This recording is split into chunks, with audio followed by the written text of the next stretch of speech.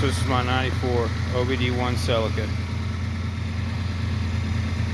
It's been about a year and a half since the first half of this video where I'm replacing the gear on the crank on this one.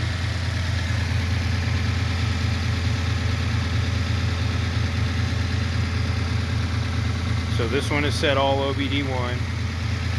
Some other things you're going to want to look for when you're making these swaps is right here on the distributor, you're going to have the control module inside.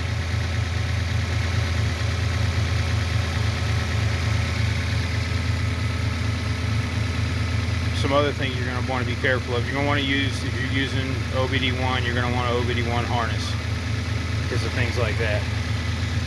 You're going to have a hard time putting it where it goes now.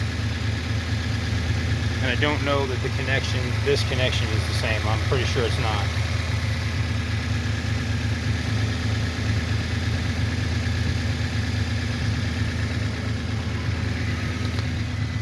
So here's your obd2.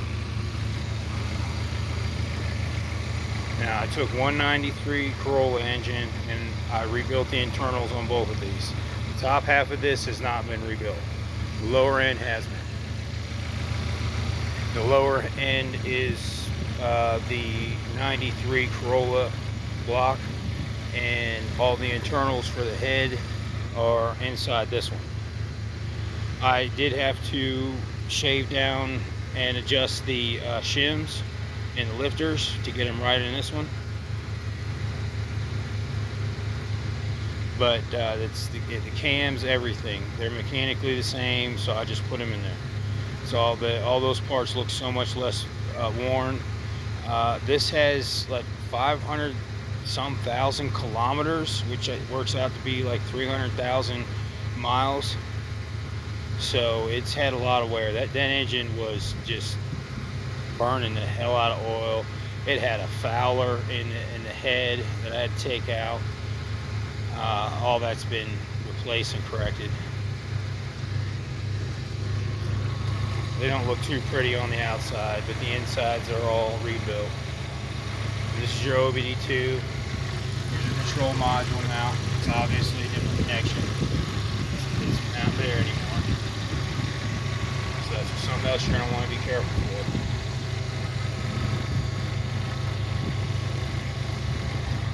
So we'll go ahead and verify. Here's the 94. Got no, it's running, no check engine lights.